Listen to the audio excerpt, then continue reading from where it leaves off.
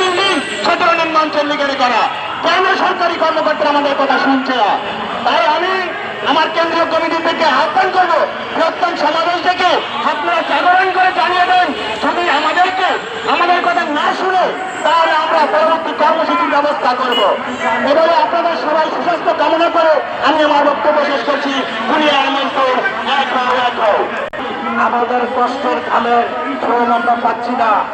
আমরা বলতে চাই, আমাদের কেন্দ্রীয় কমিটির পক্ষ থেকে যে কোনো সময় যে কোনো দাওয়াতের জন্য ডাক দিবেন, আমরা সবাই ঐক্যবদ্ধ হয়ে একত্রিত কর্মসূচি সফল করবো ইনশাল্লাহ। আমি একথা বলে আমার বক্তব্য শেষ করছি। আসসালামু আলাইকুম ওয়া রাহমাতুল্লাহি ওয়া বারাকাতুহু।